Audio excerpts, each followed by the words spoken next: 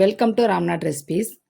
இன்றைக்கி நம்ம ராம்நாட் ரெசிபீஸில் வாழைப்பழம், முட்டை இதெல்லாம் வச்சு போண்டா தான் செய்ய போகிறோம். இப்போ இந்த போண்டா எப்படி சார் நாம் இப்போ பார்க்கலாம் வாங்க. போண்டா பண்ணுறதுக்கு 3 வாழைப்பழமும் 2 முட்டையும் எடுத்திருக்கேன். இப்போ இந்த வாழைப்பழத்தை மிக்ஸி ஜாரில் சேர்த்துக்கலாம். வாழைப்பழம் வந்து நல்லா கனிஞ்ச பழமாக எடுத்துக்கோங்க. இதுக்கப்புறம் மிக்ஸி ஜாரில் 2 முட்டையை உடச்சி ஊற்றிக்கிறேன். இது கூடவே 1 கப் சர்க்கரை சேர்த்துக்கிறேன். சேர்த்துட்டு இது எல்லாத்தையும் நல்லா நைஸாக அரைச்சி எடுத்துக்கலாம். இந்த மாதிரி அரைச்சி எடுத்ததை வேற ஒரு பாத்திரத்துக்கு மாற்றிக்கலாம். இதை மாற்றினதுக்கப்புறம் 1 கப் ரவை, 1 கப் மைதா,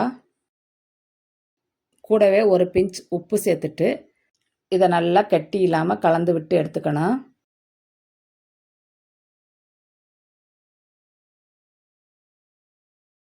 இப்போ இதை வந்து கெட்டி இல்லாமல் நல்லா கலந்து விட்டாச்சு. இந்த கரண்டியில் உள்ளதெல்லாம் நல்லா வலித்து எடுத்துட்டு ரவை சேர்த்துருக்கிறதுனால இதை ஒரு 10 நிமிஷம் ஊற வச்சு எடுத்துக்கலாம். இப்போ இது ஊறட்டும். 10 நிமிஷம் ஆச்சு. ரவை நல்லா ஊறி வந்துருச்சு.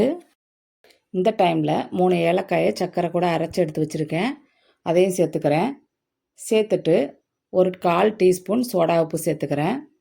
சேர்த்துட்டு இதை ஒரு தடவை கலந்து விட்டுக்கிறேன். மாவு வந்து கொஞ்சம் தண்ணி பதமாக இருக்கிறதுனால 2 மேஜைக்கரண்டி மைதா சேர்த்துருக்கேன். சேர்த்துட்டு தான் கலந்து விட்றேன். மைதா வந்து 1 கப்பும் 2 மேஜைக்கரண்டியும் சேர்த்துருக்கேன். சேர்த்துட்டு இதை நல்லா கலந்து விட்டுக்கிறேன். இப்போ மாவு நல்லா கெட்டியாக இருக்குது. இந்த பதத்துக்கு இருந்தால் போதும். இப்போ நம்ம போண்டா சுட ஆரம்பிச்சிடலாம். போண்டா பண்ணுறதுக்கு இந்த அளவுக்கு மாவு எடுத்தால் போதும். எடுத்துட்டு ஒரு கடாயில் நல்லா எண்ணெய் காஞ்சிக்கிட்டு இருக்கு, அதில் சேர்த்துடலாம். இதே மாதிரி எல்லா மாவையும் சின்ன சின்ன உருண்டைகளாக சேர்த்துக்கலாம். அடுப்பு வந்து மீடியம் ஃப்ளேமில் இருக்கட்டும். இதை சேர்த்ததுக்கப்புறம் ஒரு 2 நிமிஷம் அப்படியே வேகட்டும்.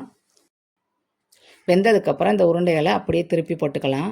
திருப்பி போட்டுட்டு திரும்பவும் வேக வச்சு எடுத்துக்கணும்.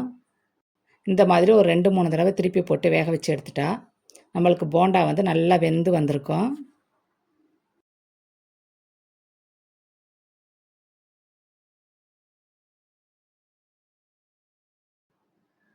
இப்போ போண்டா வந்து நல்லா வெந்துருச்சு. இதோட எடுத்துக்கலாம்.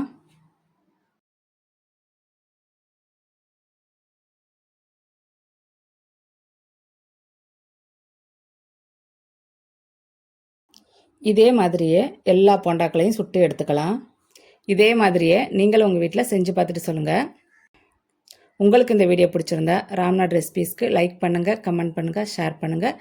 வீடியோ பார்க்குற எல்லாரும் மறந்துடாமல் சப்ஸ்கிரைப் பண்ணுங்கள். Eat healthy, think better.